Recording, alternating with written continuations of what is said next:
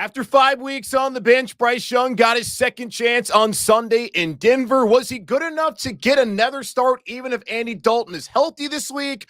Or will Dave Canales go right back to Andy? We'll talk about it right here on Locked On Panthers.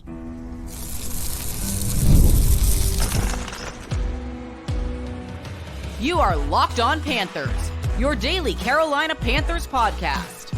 Part of the Locked On Podcast Network, your team every day.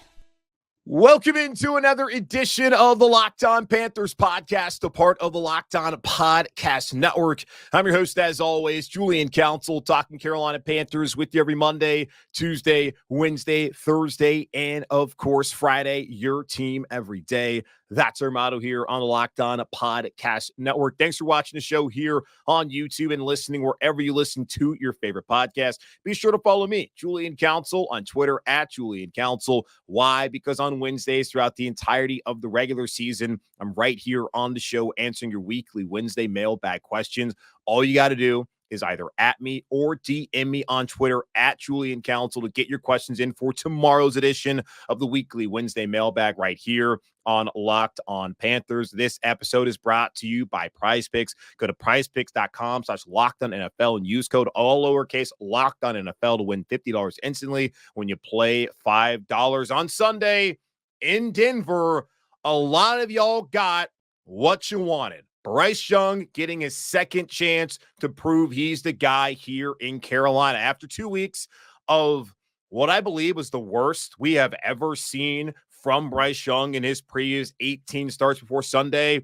The Panthers decided, really, Dave Canales decided, no, can't do this. Got to do right by the team. Need to put in Andy Dalton and give this team the best chance to win moving forward. Now, unfortunately, the Panthers have only won one game since Andy Dalton took over the starter and did not get the win on Sunday in Bryce Young's return, and now sit here at 1-7 with still questions pertaining to, will it be Andy on Sunday if he's healthy, or will Bryce Young get another opportunity to play on Sunday, whether Andy's healthy or not? So that's the question really entering into this week. What is not a question at all, in my opinion, is that Dave Canales did not want to play Bryce Young on Sunday. The only reason Bryce Young started on Sunday, he might have played, had it gotten to garbage time like we've seen at the end of those games against Washington and Chicago, but the only reason that he started was because Andy Dalton and his kids and his wife and their dog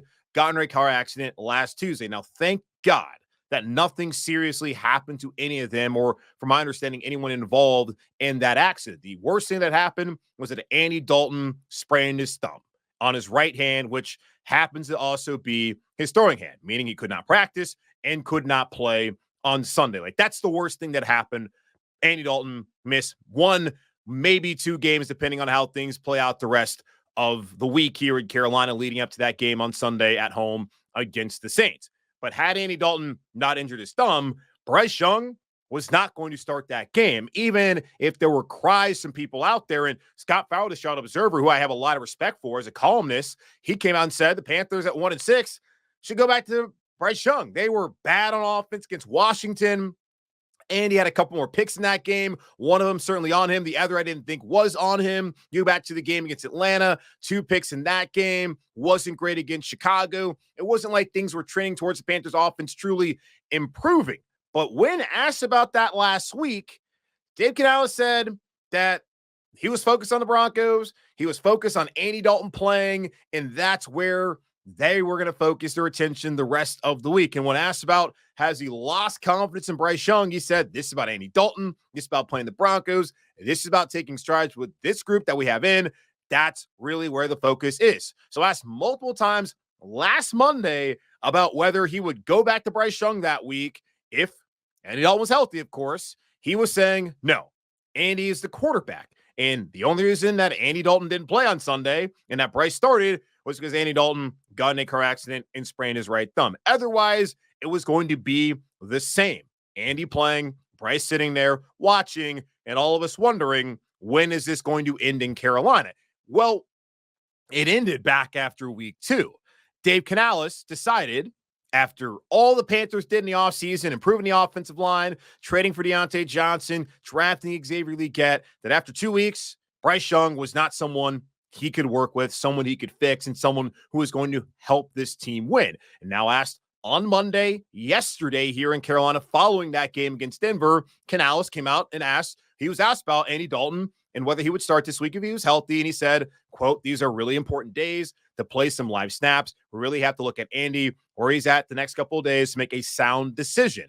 Then asked again whether Andy Dalton still gives him the best chance to win, something he said a week ago he felt like Andy did. He said that's what these next couple of days are about, to see where he's at and to evaluate that based on the information we have about Bryce being back out there on the field, and then what Andy would give us in what capacity. We really just have to look at that and feel really confident about that. Now, when he was asked that question, he did say yes at the beginning, but more so yes as in, yes, I understand what you're asking me. Here is actually the answer to my question. Not saying, yes, he gives us the best chance to win. He does not have to say yes. We have already heard from him when asked about Bryce Young. The only person he wants to talk about is Andy Dalton. When asked last week, prior to the accident the next day, he was saying that Andy Dalton gave the Panthers the best chance to win. And honestly, y'all, after watching Bryce on Sunday, if you were someone who didn't believe in Bryce anymore, I don't think he did anything to prove you wrong. And I don't necessarily think he didn't do anything not to prove you right. If you were still a believer in Bryce Young going into yesterday, I don't feel like the same case he did anything to prove you right. And he kind of did a little bit to prove you wrong. Like nothing really changed for me, especially when evaluating the situation. It's been over since week 2. It's going to be over. Whether Bryce gets traded this week or after the season, he's not going to be the franchise quarterback in Carolina. Now, everything that Canales has said and what we saw from Bryce on Sunday and what he said in the past leads me to believe that when Andy Dalton is healthy again, he's going to be the Panthers quarterback moving forward. Bryce did not play well enough. This offense did not play well enough around him as well, especially to show and understood Diontae Johnson, Adam Thielen didn't play. Very good chance Diontae Johnson, we're going to talk about him momentarily, never plays a single game for the Carolina Panthers the rest of the way. So Bryce Young is going to have to get used to throwing to Xavier Legette and to Jalen Coker and to JT Sanders and David Moore and maybe Adam Thielen. And let's be honest, those guys are supposed to be a part of the Panthers' future anyways. So what you should be focused on is actually Bryce Young growing and developing with those guys moving forward. But it's pretty freaking clear that Canales wants to work with Andy.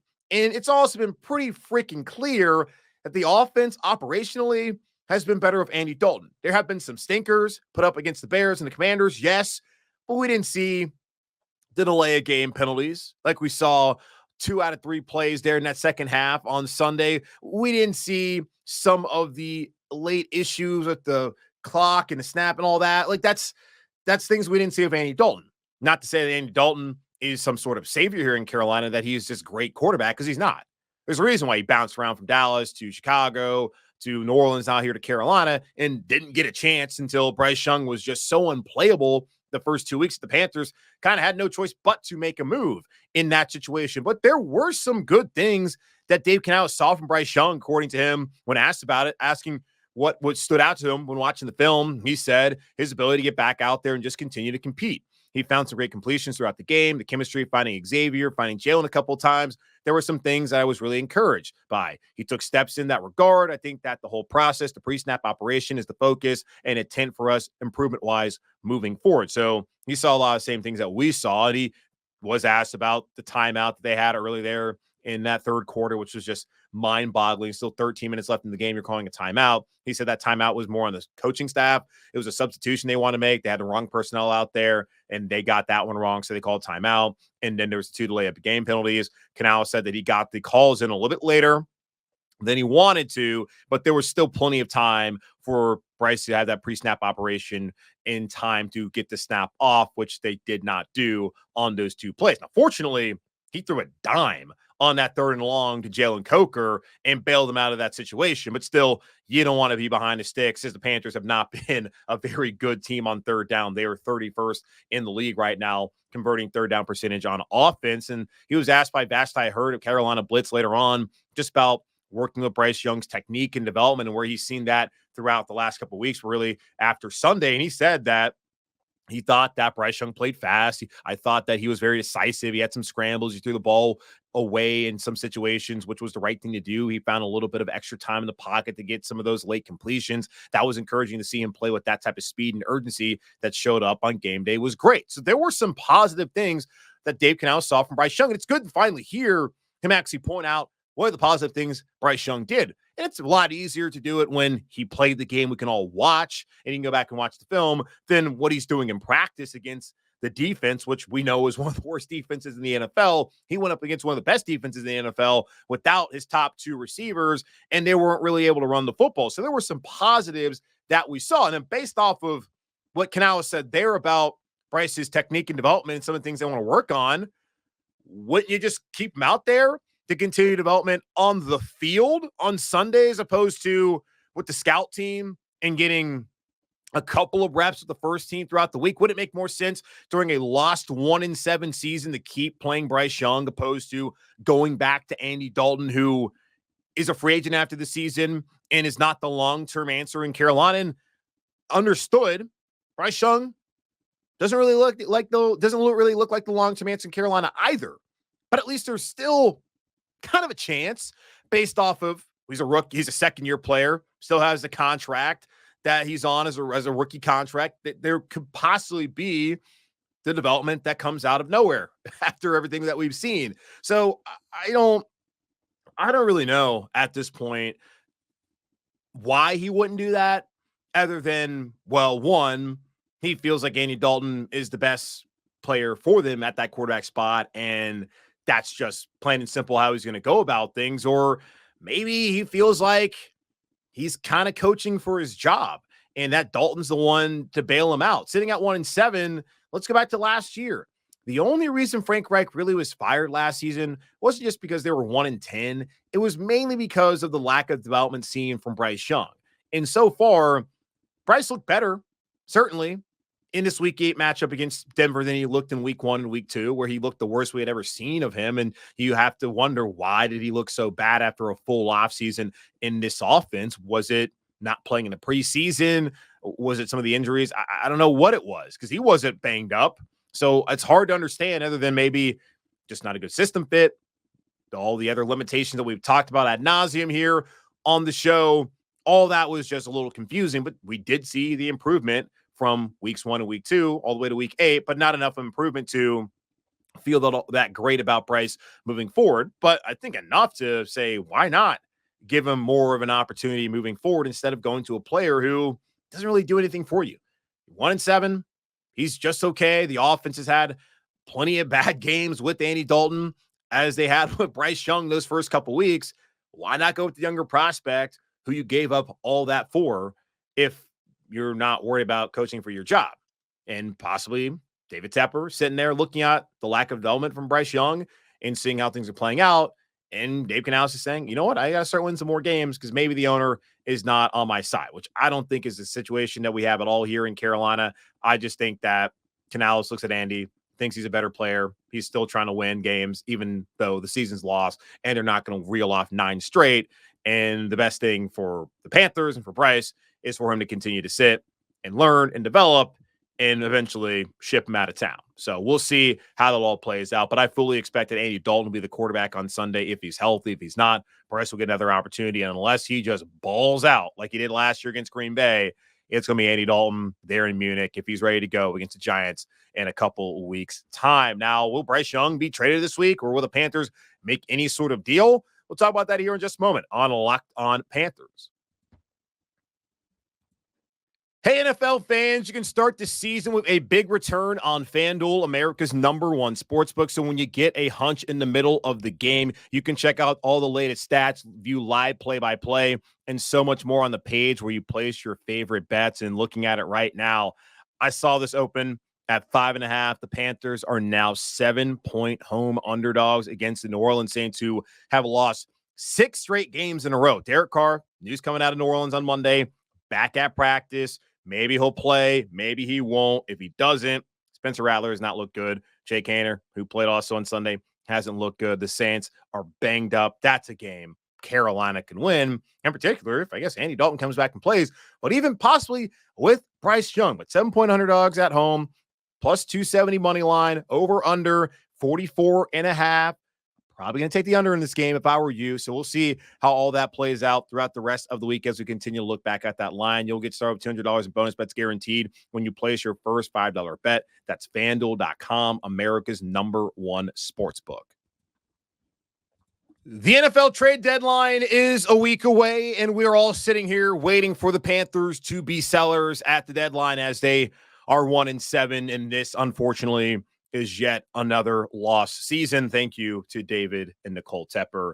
This is on you, primarily on Dave, but Nicole, we'll throw you in there as well. I'm sorry. Dave Canales asked about this on Monday, whether he has any more thoughts on the Panthers potentially trading anybody. Maybe it be Bryce Young or someone else. And he said, quote, all those things are stuff that Dan Morgan and Brant Tillis are talking through. For me, my focus is just to address some of the issues that we're talking about from a football standpoint. That's really where I have to keep my energy and focus right now. I would have loved for someone to have followed up and just asked him if he plays any sort of role in the process when it comes to the Panthers deciding to make trades or not make trades and some of the players that they acquire throughout the season and throughout the offseason and all of that. Would love to know what role Dave Canales plays in that. Now, we have seen in the past that there's been coaches, Matt Rule, who had way too much power in that. And then there was general managers like Scott Fitter, who had the power and did do a great job. Now I'm wondering how much balance is there. Is it still Dan Morgan? How much of Brant Tillis is a part of all of this? Just something I would love to know at some point in time if those guys are ever made available and willing to answer that question. But what we do know is the Panthers have a couple of players who have already been linked potentially to trades. Have not seen a lot of reporting suggesting that Bryce Young is going to be traded before the deadline, which is on Tuesday of next week, November 4th by 4 p.m. The Panthers, again, will be in Munich. So I would expect that they would make a trade this week. And the two guys we're really looking at wide receiver are Diontae Johnson and Adam Thielen. Adam Schefter of ESPN.com wrote this on Sunday morning, saying the two receivers who have generated the most conversation so far are Carolina's Diontae Johnson and Jacksonville's Christian Kirk. League sources told ESPN it wouldn't be a surprise to see at least one of and possibly both Johnson and Kirk traded by the NFL's November 5th trade deadline, continuing a trend of wide receivers being the most in-demand and tradable position. The Panthers already have received multiple inquiries on Johnson. Sources believe Carolina is seeking a mid-round draft pick in return for a player who this season, despite playing a struggling offense, has 30 receptions for 357 yards and 3 touchdowns. Some sources believe it's only a question of where Johnson winds up before the trade deadline. Johnson is 28 and due to make $3.5 million the rest of the season, making him both younger and cheaper than some of the other potentially available wide receivers. Carolina will continue to listen to offers as the trade deadline approaches, but there are some sources who believe that after a flurry of wide receiver trades, Johnson is now the receiver most likely to be moved. And think about this as well. He mentioned Christian Kirk. Christian Kirk got injured on Sunday in that loss that Jacksonville had, and he's now out for the rest of the season. So he is not on the trade block. Cooper Kupp was another player who Adam Schefter mentioned later on at the tail end of that report, and apparently is very close to Cooper Kupp going to be a Kansas City Chief. But then Sean McVay stepped in and axed that as the Rams sitting at 3-4 in a division where the 3 teams ahead of them are all 4-4. They're still in it, and they're going to get healthy eventually. And that's really been their only issue, is just they were dropping like flies in the first 2 weeks of the season, but now they're getting a little bit healthier. And Cooper Kupp is one of those guys who's also been a little bit banged up. They didn't want to get rid of him with Matthew Stafford still there and an opportunity they can go on a run in a division in the NFC West that's still pretty wide open. So he's off the board. Kirk's off the board. Diontae Johnson, his days are clearly numbered here in Carolina. And I'm not saying that in a bad way, but they're 1-7. And Schefter, we remember, threw the brick through Owens home here in the Carolinas and talked about on the Pat McAfee show. He's not going to re-sign there anyways. Go ahead and trade him. And that's before things had even fallen apart to the point where the Panthers are completely out of it. I think they were 1-3, 1-4 at that point in time. And he's saying all that stuff, and no one wants to hear that. I understand. You would love to keep Diontae Johnson, knowing how big of an issue receiver was last year and how well he has played in certain games so far this season, and what Adam Schefter rightfully describes as a struggling offense, whether it's Andy Dalton playing or Bryce Young playing. Totally understand that. But at this point in time, man, Panthers got to be focused on developing the younger guys. Coker's been a bright spot. Leggett has been a bright spot. Had some bad drops, though. But those two guys, I would love to keep seeing them improve and help them moving forward, as they're going to be part of the Panthers' future. Diontae Johnson can choose to not be a part of that future after this year. And I would expect He's unlikely to choose, and the Panthers weren't going to put a $22 million franchise tag on him after this year. Now, looking at the trade compensations that we've seen from some of these receivers so far, Amari Cooper, the Bills received Cooper in a 2025 6th-round pick, while the Browns are trading away, got a 3rd-round pick in 2025 and a 7th-round pick. So a 3rd and a 7th. If the Panthers can get a 3rd and a 7th, I don't even think about it. Go ahead, get that deal done. Devontae Adams, the Raiders receive a conditional 2025 3rd-round pick. That can become a 2nd-round pick if Adams becomes a 1st or 2nd team All-Pro this season. It doesn't look like it's going to happen. The Jets are 2-6. And also, if he's on the active roster, so the Jets make the AFC Championship game or Super Bowl, again, does not look like that's going to turn into a 2nd-round pick. But either way, 3rd-round pick for Devontae Adams, who still has some left on his contract. DeAndre Hopkins, the Titans traded him away last week to the Chiefs, and they got back a 2025 5th-round pick that becomes a 4th rounder if the Chiefs reach the Super Bowl, and Hopkins plays 60% of the snaps with Kansas City. That one seems far more likely to end up being a 4th rounder. So we're looking at 3rd or a 4th, and the Panthers, according to Schefter, want a mid-round pick. That, to me, is a 3rd or a 4th-round pick. You don't want a 5th. You want a 3rd or a 4th, and they can get one of those. And for Diontae Johnson, you make that trade happen. Absolutely. You make it happen. Adam Thielen, if they don't trade him, they could part ways after the season, as he'll be 35 next year.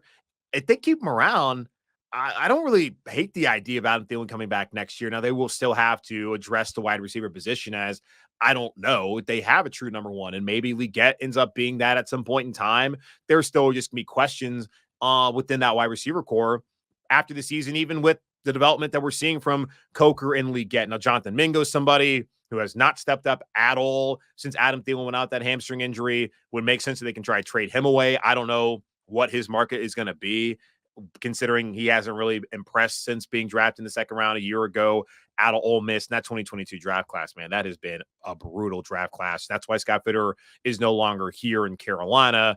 Miles Sanders is another name that's been mentioned before, but it really looks like just how the receiver market has played out, as it's been one of the most tradable positions, that Diontae Johnson is going to be gone here at some point this week. And maybe even on Tuesday after you listen to this, I'm hoping, as I'm recording this on Monday evening, let me go ahead and look that there's no news going out there, because that's the last thing I want to do.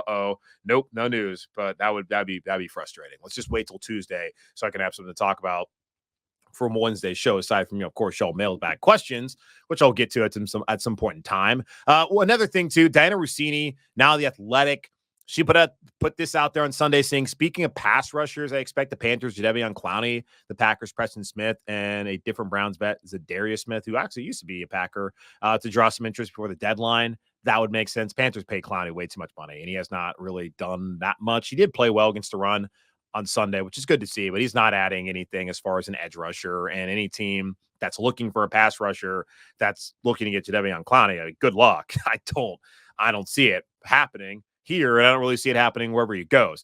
But we'll see. If that's something they want to do, doesn't really hurt me. The Panthers need to be interested in trying to get somebody via the draft to be an edge rusher. If they're going to be in the number 1 overall, that's what they should be looking at, is not a quarterback, in my opinion, not in this draft class. They should be looking at a edge rusher and just looking at somebody who can help them along the defensive line in a pass rush this upcoming season, and also can help against the run going into 2025. So that's kind of where things sit. Diontae Johnson likely headed out of here. We'll see what happens with Miles Sanders and Jonathan Mingo and Adam Thielen, and of course Bryce Young and Jadeveon Clowney. But I would think Johnson has probably played his last game in Carolina, and that will just be confirmed likely by Tuesday. That's where the Panthers have been really making some news.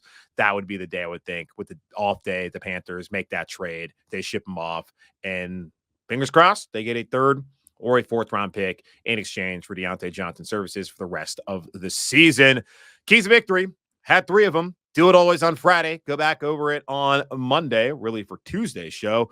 And we'll go over that here in just a moment on Locked On Panthers. Time is our most precious commodity, so don't waste it scrolling through the same mind-numbing content for hours and hours. How can you spend it wisely to improve yourself? Our sponsor, Hillsdale College, is offering more than 40 free, that's right, free online courses. Here are just a few of the courses available right now. Constitution 101, the meaning and history of the Constitution. Introduction to Free Market Economics. The Great American Story, A Land of Hope. The Rise and Fall of the Roman Republic. All Hillsdale courses are self-paced, so you can start whenever and tune in wherever. Plus, you can go deeper with readings, quizzes, discussions, or just join the lectures. Go right now to hillsdale.edu/lockedon to enroll. There's no cost, and it's easy to get started. That's hillsdale.edu/lockedon to register. hillsdale.edu/lockedon. You can now win up to 100 times your money on Prize Picks with as little as 4 correct picks. Prize Picks is the best way to get action on sports in over 30 states, including California, Florida, Georgia, and Texas. Sign up today and get $50 instantly when you play $5. You don't even need to win to receive the $50 bonus. It's guaranteed. Prize Picks is the best way to win real money this football season with players going off, which ones aren't. Make your picks in less than 60 seconds and turn your sports opinions into real money all season long on Prize Picks. Download the app today and use code LOCKEDONNFL to get $50 instantly after you play your first $5 lineup. That's code LOCKEDONNFL to get $50 instantly after you play your first $5 lineup. Prize Picks, run your game. Every Friday leading up to the Panthers game, I give you my 3 keys to victory. And sitting here at 1-7, I am contemplating, should I continue to do the 3 keys to victory? I will keep doing them because why not? But going back over them as we do on Tuesdays following the Carolina Panthers games. Key number 1 I had for y'all last week was show and build confidence in Bryce Young early in the game. And I actually thought that they did that. Bryce Young was 5 for 5, 39 yards on the opening drive. Saw a lot of quick passes, a lot of screens. The Panthers converted 4 first downs on an opening drive. Unfortunately, the rest of the half and until I think the 3rd drive of the second half, they only had 1 first down after that, which is obviously not great. So the Panthers, we saw Dave Canales, and I had someone send me a message, and God bless. I love you guys for hitting me up and sending me questions and just hitting me up, period, on Twitter at Julian Council. This is the longest message I've ever seen. I didn't read it, but it looked like at the beginning they were saying I was questioning Dave Canales, blaming him. Wasn't really blaming Dave Canales. I was just pointing out the obvious is that Dave Canales has no faith in Bryce Young. And I saw someone even put a video out there, one of the 3rd and 14s, and all the routes are all short routes. And someone's saying, why can't you just give it time to develop? Like, where was it going to develop into? The person rightfully said, he didn't give Bryce Young those options. And sometimes you just got to live to fight another down and just punt the ball away. But, man, we didn't see the Panthers throw the ball downfield once until they were down 21-7 on that first down where Bryce Young overthrew Xavier Legette, something that we have seen multiple times, Bryce Young overthrowing someone on a deep ball. Now, he did have a couple of good throws later on to Jalen Coker and even hit Legette on another one. But still, we did not see Dave Canales willing to stretch the field with Bryce Young playing quarterback, which kind of takes me back to the beginning of the show where if Andy Dalton's healthy again, Andy Dalton will play, even though for the Panthers organization, sitting at 1-7, it makes the most sense to continue to see the development for Bryce on the field playing, opposed to him sitting back there behind Andy Dalton and practicing. Either way, this is all going to end in Bryce Young being traded and going to a different situation in the NFL, and we'll see what Carolina gets back, which at this point in time, can't really be all that concerned about it. Just probably better to move on eventually, but why not in the meantime try to make it work and see if it clicks. But as long as Dave Canales is calling plays, I don't think he's ever going to show or truly build confidence in his quarterback, who we saw early on this season was lacking confidence. And possibly we saw him play that bad because he felt like his coach had no confidence in him in the first place, and therefore he lost confidence in himself after what was a really rough season and a rookie year back in 2023. But here we are. Bryce Young had a good opening drive. The rest of the ways, numbers look fine at the end of the day. Best, apparently, passing total by a quarterback in the NFL this year against that Broncos defense, one of the best in the NFL, but still, it wasn't a losing effort, and clearly the head coach does not believe in his quarterback. Second thing they needed to do was run the ball, take pressure off of Bryce. They were not able to do that. 20 carries for 69 yards, 3.5 yards per attempt. Chuba Hubbard had 15 carries, 56 yards, and now updating the averages with Andy Dalton at quarterback and Bryce Young at quarterback. The Panthers are averaging 72.3 yards rushing with Bryce and 123 yards rushing with Andy. Another argument for Dave Canales to want to have Andy as his quarterback. 50 more yards per game with Andy. That's a significant amount of difference there. And if that's what allows him to have more success offensively, it's hard to blame him. But it's certainly easier to understand why he would make that decision just based off of wanting to run the ball. And we heard about being stubborn about running the football. Haven't really seen that much this season. They certainly have been far more effective running the ball with Andy Dalton in those 5 games than they have with Bryce Young in those 3 games. And they faced off against a really good defense on Sunday, where week 1 and week 2 was more so they could not stay on the field. And that was mainly the issue, not their inability to actually run the ball successfully against those defenses against LA and the Saints. And then the third thing, don't get embarrassed on defense. And Dave Canales came out and said, saw some defensive improvement in the run game, but still gave up a couple of explosive plays early on in the second quarter that put the score to where it was as they got carved up. Got off to a great start, had the punch out there in the opening drive, got a sack to end up in that second drive, shut them out. Second time this season, we have seen the Panthers defense shut out their opponent in that first quarter as they were up 7-0. After that, it was touchdown for the Broncos to end off that half. The most points they've ever scored so far in a quarter this season. Also, the most points they've scored in a half, scoring 21 to be up against Carolina 21-7 at the break. Bo Nix was 28 of 37, 284 yards, 4 touchdowns. One of them was a rushing touchdown. By far the best game he's played so far in his young NFL career. The Panthers, though, were fine on the ground. They did give up 102 rushing yards, but that was only on 3.2 yards per attempt. Never saw McLaughlin or Javonte Williams really break a big run. So good to see some improvement there. I think A'Shawn Robinson back healthy. Really Josie Jewell as well. That helped in the run department there for Carolina. But the Broncos came in as a team that was terrible on third down, and they converted 11 of 17, including 8 of 9 in the first half. And that was really the story of that game.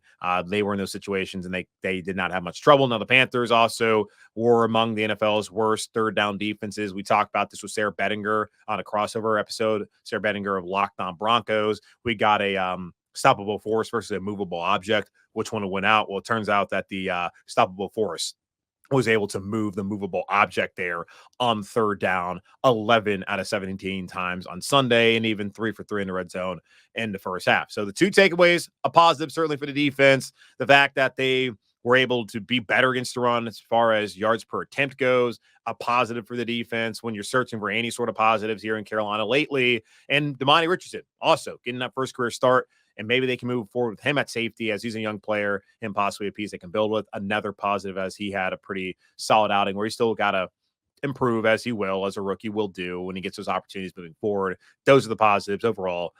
Not a great defensive performance from Carolina, especially against pass. And, couldn't really run the ball and did not have faith in the quarterback. And that then leads to a 28-14 loss against Denver. And now sitting here at 1-7 with questions about who will be the quarterback on Sunday against New Orleans. But that's going to wrap up this edition of the Locked On Panthers podcast, a part of the Locked On Podcast Network, hosted by yours truly, Julian Council. Again, y'all, subscribe or follow the show for free on YouTube or wherever you listen to your favorite podcast. And be sure to follow me, Julian Council, on Twitter at Julian Council, where on Wednesday, meaning tomorrow, I'll be back answering your weekly Wednesday mailbag questions. All you got to do is either at me or DM me to get those questions into me, and I'll answer them on the show. But in the meantime, be safe, be happy, be whole. As always, keep pounding, and I'll talk to y'all on Wednesday.